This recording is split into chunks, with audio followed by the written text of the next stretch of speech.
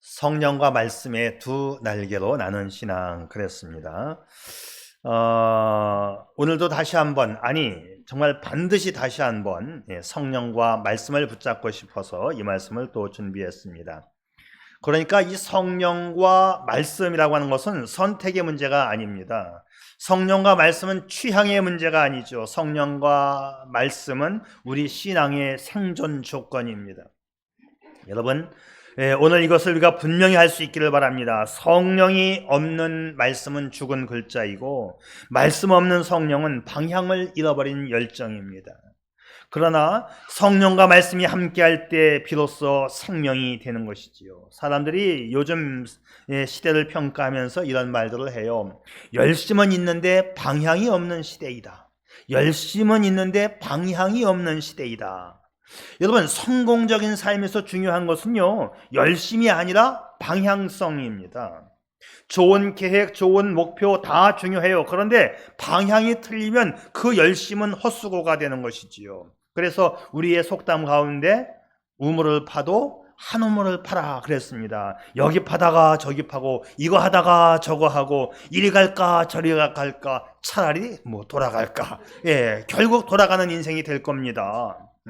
열심은 있는데 방향이 없으면 결과도 없고 결실도 없는 것이지요. 그래서 많은 사람들이 또 물어요. 목사님, 이렇게 열심히 사는데 왜 내 마음이 공허하지요?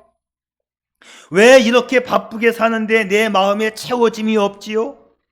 여러분, 이런 그림을 한번 상상해 보세요. 엔진은 강력한데 조종장치가 고장난 비행기. 추진력은 엄청난데 방향을 잡지 못하면 이 비행기가 멀리 날아가면 날아갈수록 더 위험해지는 것입니다. 오늘날 많은 사람들이 그래요. 계획도 있고 열정도 있고 능력도 있습니다. 그런데 기준점이 없고 방향이 없다는 것이지요. 그래서 요즘의 사람들을 다시 성경 말씀대로 표현해 본다면 자기 소견에 옳은 대로 살아가는 사람들, 이렇게 표현할 수 있을 거예요. 하나님 말씀과는 무관하게, 성령의 인도와는 무관하게 자기가 판단을 해버리는 거예요. 믿음 생활도 내가 판단을 해버리는 것입니다. 성령으로, 말씀으로 살아가야 하는데 자기가 왕이고 자기가 주인이에요. 자, 그래서 오늘 본문은 우리에게 근본적인 질문을 던집니다. 너를 살리는 게 뭐니? 너의 인생을 움직이게 하는 그 근원이 무엇이냐? 예수님은 단호하게 말씀하시지요. 오늘 본문의 말씀, 살리는 건 영이니 육은 무익하니라. 내가 너에게 이른 말씀은 영이고 생명이니라. 말씀과 영과 생명이 다 똑같이 중요한 거예요. 그래서 예수님이 분명히 말씀하십니다. 생명의 주체는 성령이시고 그 생명은 말씀을 통하여 우리에게 전달된다는 것이지요. 오늘 설교의 핵심 메시지가 뭐냐? 성령하고 말씀을 분리할 수 없다는 것입니다. 그래서 여기서 이제 두 날개가 나오는 거예요. 성령과 말씀의 두 날개를 가지고 날아야 한다. 여러분, 성령 없이는 말씀도 없고 말씀 없이는 생명도 없어요. 성령과 말씀이 함께할 때 그것이 생명이 됨을 믿을 수 있기를 바랍니다.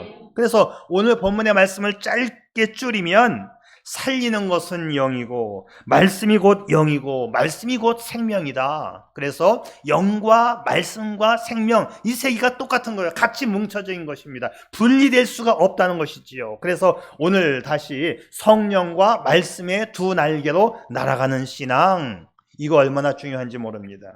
자, 오늘 본문 말씀이 요한복음 6장인데 요한복음 6장의 배경은 오병이어의 기적 이후에 나오는 장면입니다. 수많은 사람들이 예수님을 따라왔죠. 수많은 사람들이 예배당에 왔습니다. 그런데 그들이 예수님을 따라온 목적은 분명해요. 뭐냐?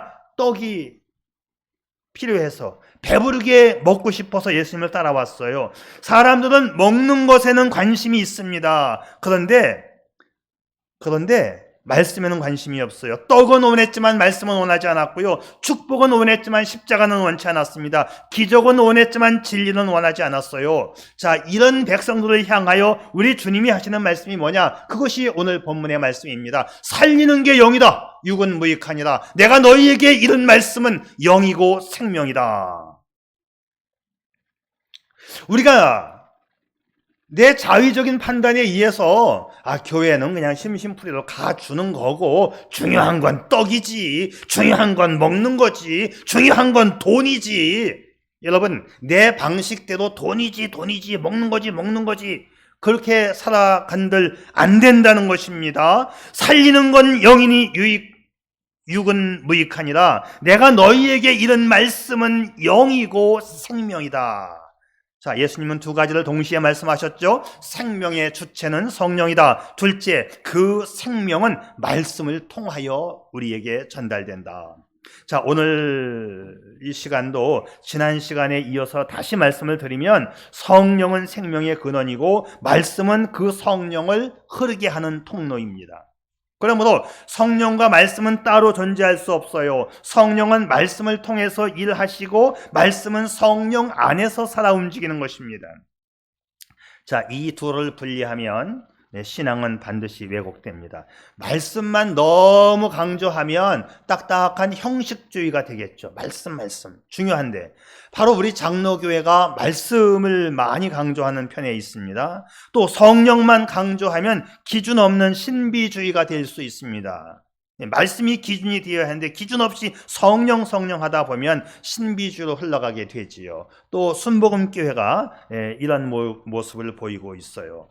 그러나 이 말씀과 성령이 조화롭게 두 날개로 형성이 되어서 성령과 말씀이 함께 할 때 우리의 신앙은 살아 움직이는 생명력이 있는 신앙이 되는 것이죠. 자, 오늘 본문에서 주님이 너희가 떡을 원하느냐? 성령과 말씀을 붙잡아라.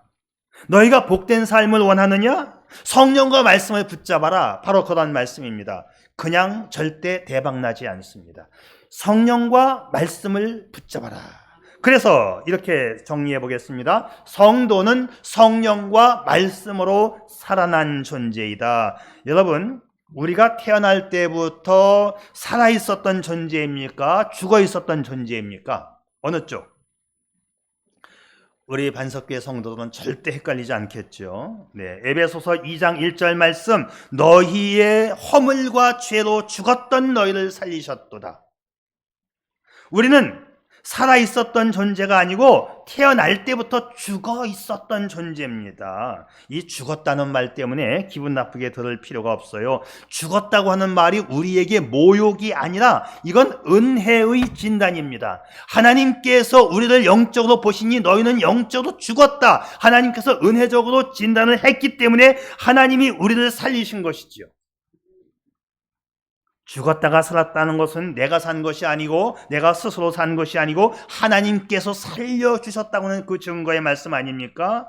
그런데 우리가 종종 기도할 때 이런 실수를 많이 해요. 절대 우리 반석교는 그런 기도 내가 들어볼 수 없는데 하나님 죽을 수밖에 없는 이재인 살려주셔서 고맙습니다. 이렇게 기도하는 사람들 굉장히 많아요. 죽을 수밖에 없는 이재인은 뭐예요? 죽은 거야 안 죽은 거야? 아직 안 죽은 거지. 죽을 수밖에 없는. 근데 성경은 분명히 뭐라고 말씀합니까? 죄와 허물로 죽었던 너희, 죽었다. 우리는 죽은 사람들이에요. 죽은 사람들. 죽을 수밖에 없는이 아니라 이미 죽었던 죄인이지요. 자, 이것을 다시 정리하면 이렇습니다. 영적으로 하나님과 단절되었다. 이것을 하나님의 생명에서 끊어진 상태다. 자, 문제를 한번 내볼까요? 자, 우리는 무엇으로 살아났지요? 이제 그냥 답을 모르면 말씀 아니면 성령 둘 중에 하나 대답하면 오늘은 다 답이 맞아요. 우리는 무엇으로 살아났지요? 말씀으로. 자, 문제 두 번째. 그러면 말씀은 무엇을 통해 역사하시지요? 그렇죠. 아유, 똑똑해요. 네.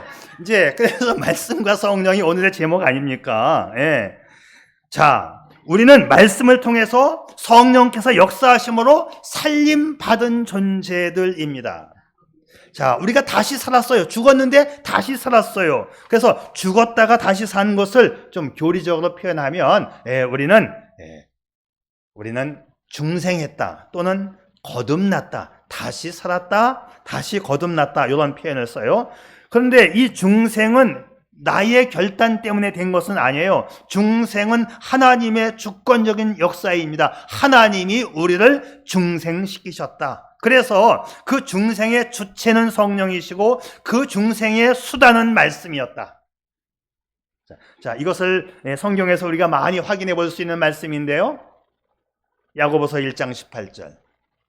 그가 자기의 뜻을 따라 진리의 말씀으로 우리를 낳으셨느니라. 말씀이 수단과 방법이 되어서 우리를 낳았다. 말씀이 수단과 방법이 되어서 우리를 거듭나게 했다는 것이지요. 베드로전서 1장 23절. 너희가 거듭난 것은, 다시 산 것은 하나님의 살아있고 항상 있는 말씀으로 되었느니라. 그래서 중생은 성령의 역사이고 중생의 도구는 말씀입니다. 자, 우리 주변에 심정지 환자가 있다고 생각해 봅시다.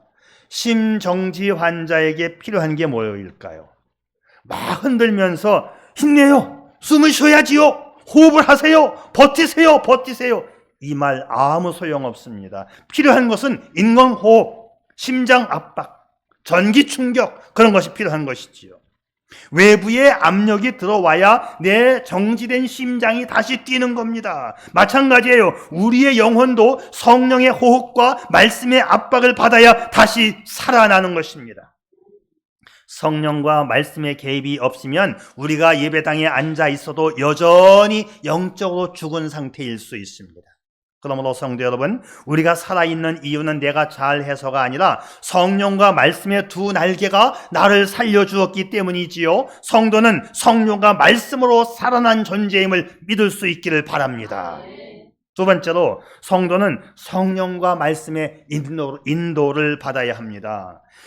살았다는 것에 끝나는 게 아니지요. 살아난 자는 반드시 인도를 받아야 합니다. 그래서 지난주에도 이 말씀을 제가 함께 읽었는데, 무릇, 여기 다시 읽겠습니다. 시작. 무릇 하나님의 영으로 인도함을 받는 사람은 곧 하나님의 아들이라. 예.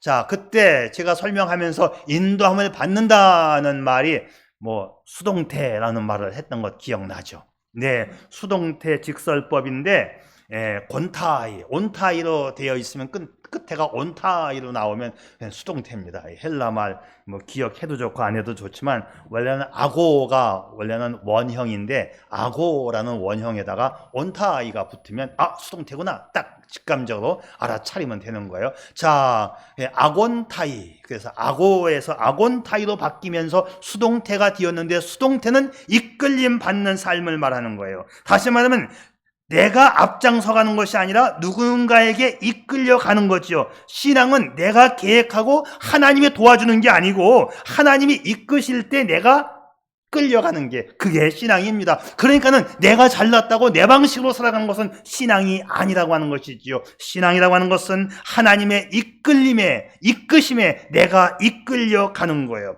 사랑하는 성도 여러분, 올해에도 우리가 분명히 알 것은 뭐냐? 내가 앞장서는 게 아닙니다. 내가 판단 내리는 게 아닙니다. 여러분, 하나님의 손에 이끌려갈 수 있기를 바랍니다. 오늘 여러분, 누구의 손에 이끌려가고 있습니까? 여러분의 인생의 운전대를 누가 잡고 운전하고 있습니까? 여러분 자신이 인생의 운전대를 잡고 계시다면, 여러분 그 인생 운전 마음먹은 대로 되고 있습니까? 안 될 겁니다. 여러분의 인생의 운전대를 성령께 맡기고 성령의 인도하심을 받을 수 있기를 바랍니다. 그러면 성령께서 우리를 인도해 가시는데, 성령이 우리를 인도해 가실 때에는 감정과 느낌과 직감만 가지고 하는 게 아니에요. 근데 성도들이 자꾸 이 감정, 느낌, 직감, 이것을 굉장히 중요하게 여겨요. 그게 전부 다인 줄 알고요. 그래서 느낌이 좋으면 성령이 임한 거야. 느낌이 좋으면 느낌만 가지고 한다, 이 말이지요. 그래서 지난주에도 제가 마음이 편해서 결정했어요. 자기가 좋아하는 거니까 그쪽에 마음이 편했겠지. 마음 편한 것이 다 성령이 인도하는 게 아니다. 자꾸 느낌을 따라가려고 해요. 감정을 따라가려고 합니다. 네, 그렇지 않습니다. 네, 그렇지 않아요. 자, 성령은 우리를 어떻게 인도하시느냐? 자, 올해의 주제 성구. 그가, 같이 읽겠습니다. 시작. 그가 너희를 모든 진리 가운데로 인도하시리니. 그가가 성령님, 그가가 하나님이에요. 성령께서 너희를 모든 진리의 말씀으로 인도하신다. 말씀이 먼저 나와야 되는 거예요. 느낌이 먼저 나오는 게 아닙니다. 느낌, 감정은 맨 뒤에 따라붙는 거예요. 맨 앞에 있는 것은 하나님의 말씀이 나를 끌고 가는 거지, 느낌 따라가고 감정 따라가다 보면 우리는 3000% 빠질 수가 있어요. 성령께서 나를 진리의 말씀으로 인도하여 가신다. 요한복음 14장에서도 이걸 확인할 수 있습니다. 같이 읽을까요? 시작. 그가 너희에게 모든 것을 가르치고 내가 너희에게 말한 모든 것을 생각나게 하리라. 아멘. 자, 그러니까 성령은 말씀을 가르치고 말씀을 기억나게 하시고 성령께서는 말씀을 생각나게 하시고 그 말씀에 따라 행동하도록 이끄시는 분이십니다. 성령과 말씀이 별개가 아니에요. 성령과 말씀의 이 두 날개가 여러분을 인도해가는 한 해가 될 수 있기를 축복합니다. 어두운 밤에 우리가 산길을 간다고 생각해 보세요. 요즘에는 휴대폰에 손전등이 다 있는데 손전등만 있으면 웬만한 밤길은 문제없이 갈 수 있지요. 자, 그런데 밤길을 전등을 가지고 가고 있을 때에 가장 중요한 게 뭐냐면 이 휴대폰 전등에 배터리가 얼만큼 있느냐, 이 전구가 아직도 싱싱하느냐. 자, 배터리는 있는데 전구가 없으면 빛이 들어오지 않아요. 또 전구는 있는데 배터리가 다 나가면 빛이 나오지 않습니다. 이 배터리 없는 전구는 빛이 아니고 전구 없는 배터리 역시도 방향 잃어버리는 에너지입니다. 성령과 말씀도 똑같아요. 성령 없는 말씀은 빛이 없고 말씀 없는 성령은 방향성이 없는 거예요. 자, 올해 우리가 성공적인 삶을 살려면 성령과 말씀의 인도를 받는 삶을 살아야 합니다. 근데 여러분, 여기서 오해하지 말 것은 성령께서 우리를 인도하신다? 나는 성령께 끌려가야 된다? 이렇게 제가 말씀을 드리니까 그냥 나는 아무것도 아니고 그냥 성령께서 시키는 대로 끌려만 가는 존재인가? 또 그거는 아닙니다. 자, 성령께서 우리를 인도하실 때에 우리를 로봇처럼 계획된 대로만 가야 되는 그것은 아니에요. 자, 성령님도 인격자이시고 나의 인격을 존중해 주셔서 말씀 안에서 갈 수 있도록 우리를 인도해 가십니다. 다시 말하면 성령께서 하나님의 말씀을 나에게 주심으로 나의 지성을 깨우치시고 나의 양심을 밝혀주시고 그래서 우리의 의지를 새롭게 해 가는 거예요. 말씀 안에서 나의 결정권과 판단력을 하나님이 이용하시는 것이지요. 그런데 동시에 성령의 인도는 또 우리의 판단에 끌려오지 않아요. 내가 결정했다고 성령이 날 따라온다. 절대 그런 일은 있을 수가 없는 거지요. 많은 사람이 내가 결정해놓고 하나님 도와주세요 해요. 내가 결정한 것도 하나님께 물어봐야 된다고 지난 시간에 말씀드렸잖아요. 이것이 옳게 성령 안에서, 성경 안에서 옳은 결정인가를 묻고 맞는다면 도와주세요. 이렇게 기도해야 한다 이 말이죠. 자, 성령의 인도는 강압이 아닙니다. 말씀을 통해서 우리를 변화시키고 그 말씀에 자발적으로 순종하도록 이끌어 가시는 분이 성령님이셔요. 성령과 말씀으로 구원받은 저와 여러분, 성령과 말씀의 인도를 받으면 결과가 있어요. 열매를 맺게 된다 이 말이지요. 우리가 구원받은 것도 성령과 말씀으로, 그리고 인생을 살아가는 것도 성령과 말씀의 인도를 받으며 살아가야 되고, 그렇게 인도를 받으며 살아가면 세 번째, 우리 삶에는 열매가 맺혀지는 것입니다. 여러분, 성도는 살아난 걸로 끝나는 게 아니에요. 살아났으면 인도를 받아야 되지요. 인도를 받는 자에게는 반드시 열매를 맺습니다. 우리가 잘 아는 말씀, 성령의 열매, 오직 성령의 열매는 사랑과 희락과 화평과 오래 참음과 자비와 양성과 충성과 온유와 절제니. 여기서 중요한 것은 성령의 열매는 인간의 노력의 결과가 아니고 성령께서 거하심의 결과입니다. 성령 안에 거하면, 성령의 인도를 받으면 반드시 성령의 열매가 맺힌다, 이렇게 되어 있어요. 자, 질문해 봅시다. 구원받은 사람들은 그러면 성령의 열매가 있습니까? 없습니까? 있어야지요. 인도를 받으면. 다만 그 열매가 충만하게 나타나느냐 미약하게 나타나느냐의 차이뿐입니다. 자, 요한복음 15장에서 이 말씀을 또 확인할 수 있는데요. 나는 포도나무여 너희는 가지라. 그가 내 안에 내가 그 안에 거하면 사람이 열매를 많이 맺나니. 거하면이라는 말은 감정적 체험, 느낌이 아니에요. 완전히 말씀 안에 머무르는 삶을 말합니다. 그 안에 머물면, 말씀 안에 머물면 많이 열매를 맺는다. 요한복음 15장 7절 다음 절 말씀인데요. 너희가 내 안에 거하고 내 말이 너희 안에 거하면 무엇이든지 원하는 대로 구하라. 그리하면 이루리라.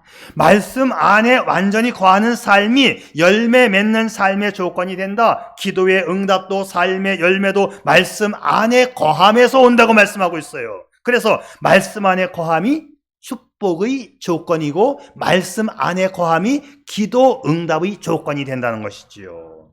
그냥 대박 나지 않는다.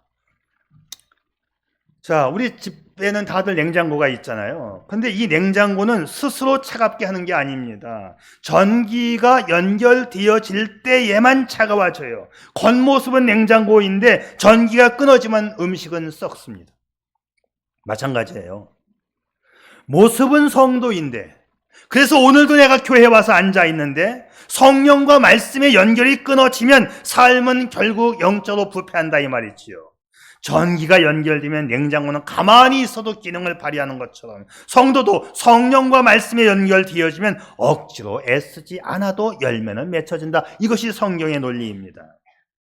자, 그러면 오늘 이제 공부를 잘 하셨는가 복습 겸 또 질문을 던져보겠습니다.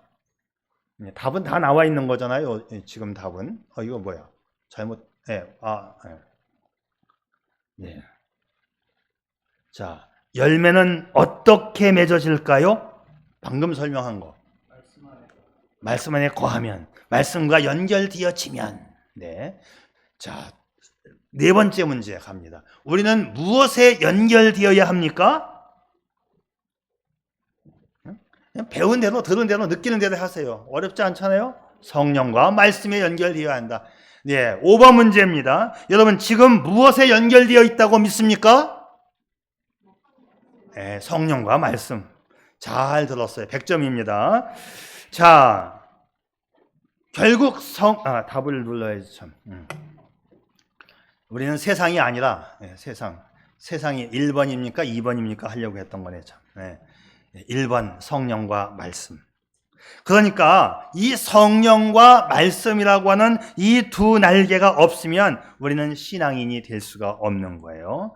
이야, 이 두 날개가 참 중요합니다. 새는 날개가 두 개입니다. 여러분, 새가 한쪽 날개만 가지고 날 수 있을 것 같아요? 만약에 이쪽 날개가 없다, 한쪽 날개만 가지고 파닥거리면 어떻게 될까요, 이 새가? 아마 날지도 못하고 한쪽으로 뺑글뺑글 돌아갈 것 같아요. 네, 돌아갈 겁니다. 한쪽 날개만 가지고는 절대로. 비행기도 한쪽 날개가 고장이 났다. 이 비행기가 뜰 수 있을까요? 절대로 못 뜹니다. 비행기도 못 뜹니다. 새도 못 날라요. 반드시 양쪽 날개가 있어야 돼요. 자, 그래서 여기서 제가 또 이제 군대 얘기를 또 해야 되는데, 군대에서도 이 두 날개가 얼마나 중요한지를 제가 깨달았거든요. 제가 나온 부대가 공수부대 나왔잖아요. 그래도 공수부대에서 무슨 날개가 필요해? 네, 날개 필요합니다. 여러분, 특전사 공수부대에서 낙하훈련을 할 때 이 사람이 비행기에서 나와갖고 자유낙하를 할 때 양쪽 팔, 양다리가 똑같이 균형을 맞춰서 중심을 잡는 게 중요합니다. 자유낙하할 때. 만약에 자유낙하를 하는데 한쪽 팔이 부러졌다, 이렇게 없어졌다, 그러면 이 사람이 어떻게 될 것 같아요? 자유낙하할 때 똑바로 내려올 것 같아요. 이 사람이 어떻게 돌아갑니다. 돌아가, 팔 없는 쪽으로. 내가 내려오다가 이쪽으로 가고 싶다 하면 살짝 이쪽으로 오므리면 몸이 살짝 돌아가요. 확 돌면 확 뺑글뺑글 돌아가고 이 사람은 죽어버리는 거예요. 그래서 이 자세 잡는 게 얼마나 중요한지 몰라요.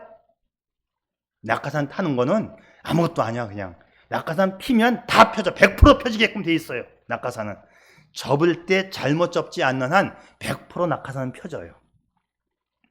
근데 문제는 뭐냐면 내가 양쪽 날개 자세를 못 잡아서 한쪽이 기울어졌다. 한번 돌기 시작하면 이거는 걷잡을 수가 없이 계속 돌아요. 뱅글뱅글. 속도가 점점점 빨라지지요. 그냥 죽어버리는 거예요. 그래서 정말 비행기도 두 날개가 필요하고 새도 두 날개가 필요하지만 낙하산 타는 이 공수부대 장병들도 양쪽 팔이 그렇게 중요한 겁니다. 그래서 낙하산 타기 전에 이 중심 잡는 연습을 수도 없이 합니다. 수도 없이. 왜? 이거 중심 못 잡으면 죽기 때문에. 그래서 오늘 여러분들 눈여기 시켜드리려고 공수훈련하는 거를 인터넷에서 제가 뽑아 갖고 왔어요. 자, 그림 구경합시다. 자, 비행기에서 지금 나가는 장면이에요. 이거 제 거 아니에요. 제 것도 있는데 시골에 가 있어가지고 남의 거 인터넷에서 갖고 왔습니다. 자, 이제 뛰어나가면 돼, 나가는 거는. 나갈 때는 뭐 크게 문제가 되지 않아요. 왜? 지금 뭐 뺑글뺑글 도는 시점이 이제 막 시작이 아직 안 됐으니까 대충 나가는데, 그래도 나갈 때도 대략 자세를 잡고 나가는 게 일단 좋겠지요. 비슷하게 이제 양팔을 벌리면서 자세를 잡고들 나가고 있어요. 요게 가장 안정적인 자세예요. 얼마나 안정적입니까? 흔들림 없이 이 자세가 남이 보기엔 쉬운 것 같아도 비행기 밖으로 나가서 이 자세가 엄청 중요한 자세예요. 그냥 밥만 먹으면 이 자세 생각해야 돼. 눈만 뜨면 이 자세 생각해야 돼. 길거리 가다가도 이래야 돼. 그래서 공수훈련 받을 때는 그냥 길거리 뛰어가다가도 이래요. 왜? 이 자세 잡는 연습을 하느냐고. 그리고 내 자세가 맞나 틀리나 봐줘야 되고, 서로 보아요. 뭐 허리가 덜 굽혀졌다. 오른쪽 팔을 더 올려라. 참 이쁜 자세지요. 안정적입니다. 굉장히 잘하는 선수가 한 거 지금 찍은 거예요. 사진도 잘 찍혔고 자세도 정말 좋아요. 왼쪽 팔에 있는 하얀 시계는 시계가 아니고 고도계입니다. 네가 어느 정도 내려왔으니까 낙하산을 펴라 하고 고도를 가르쳐주고 알람이 울려요. 그러면 그때 낙하산을 피면 되고, 뒤에 밀가루 포대 하나 짊어진 게 그게 낙하산이고, 배 앞쪽에도 낙하산이 또 하나가 있습니다. 그래서 이게 뭐 하는 거냐, 이 잔디밭에서 이게 중심 잡는 연습하는 거야. 이게 밥만 먹으면 이거 해야 돼. 밥만 먹으면 계속 그냥 밥만 먹으면 이거 해야 돼.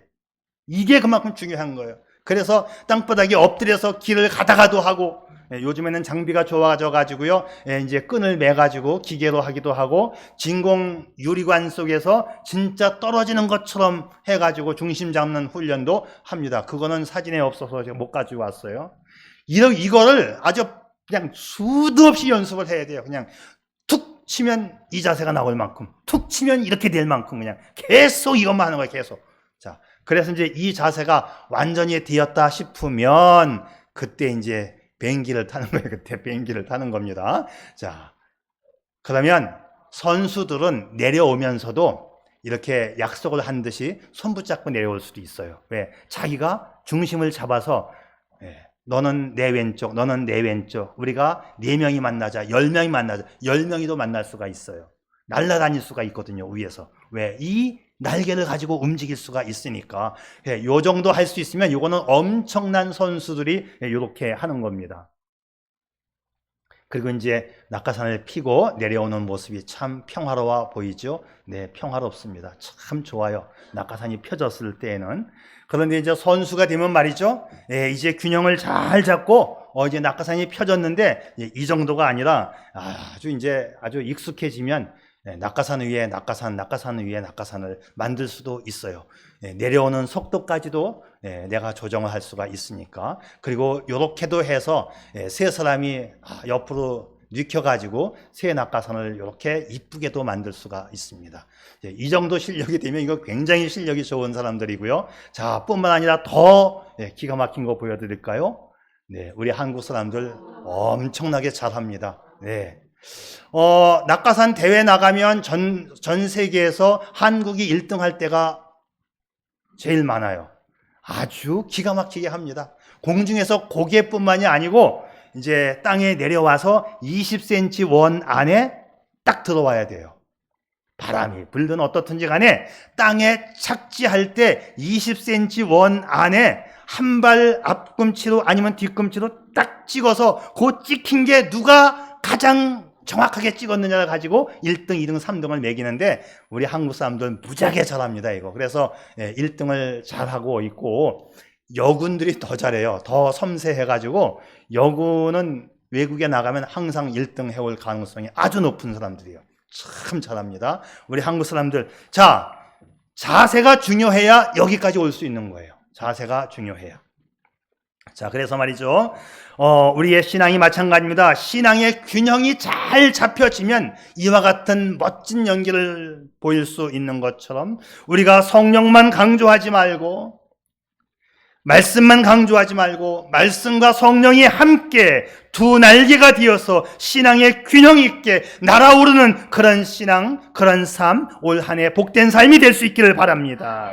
자, 우리 다시 한번 우리 정체성을 확인해요. 나는 혼자가 아니다. 성령과 말씀으로 날아오르는 부름받은 하나님의 자녀이다. 여러분 지금 무엇으로 살고 있습니까? 여러분 무엇에 이끌려 살고 있습니까? 성령에 이끌려 말씀으로 살아가는 두 날개로 살아가는 복된 삶 되시기를 주님의 이름으로 축복합니다. 아멘. 기도하시죠.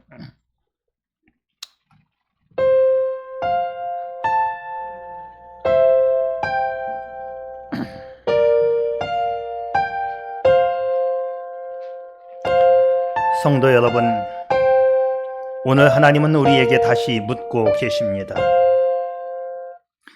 넌 지금 무엇으로 살고 있느냐?